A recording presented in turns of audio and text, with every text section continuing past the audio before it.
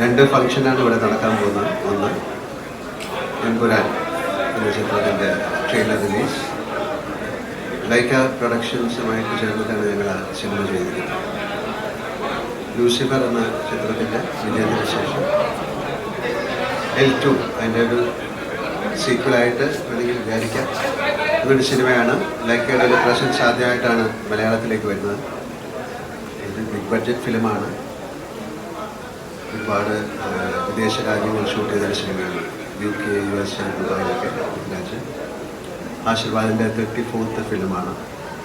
അതിൻ്റെ ട്രെയിലർ ലോഞ്ചാണ് എല്ലാ ഭാഷയിലും: മലയാളം, തമിഴ്, തെലുങ്ക്, കന്നഡ, ഹിന്ദി.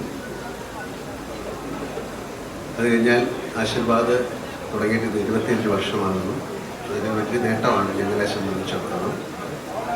നിങ്ങൾ നൽകിയ സഹകരണവും പ്രേക്ഷകരുടെ സ്നേഹവും ഒക്കെ തന്നെയാണ് ഈ 25 വർഷത്തെ ഞങ്ങളുടെ യാത്രയ്ക്ക് എനർജി പകർന്നത്. ഒരുപാട് സിനിമകൾ, 34 സിനിമ എടുത്തു.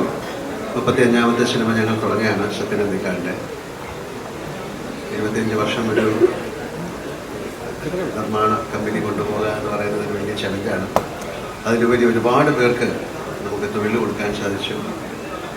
ഇവൻ കോവിഡ് സമയത്ത് പോലും ഞങ്ങൾ ഒരുപാട് 3-4 ചിത്രങ്ങൾ എടുത്തു.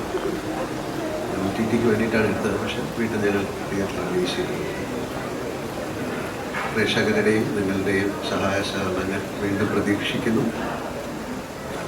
ആശീർവാദം ഇനിയും വലിയ വലിയ ചിത്രങ്ങൾ എടുക്കാൻ സാധിക്കട്ടെ എന്ന് പ്രാർത്ഥിക്കുന്നു.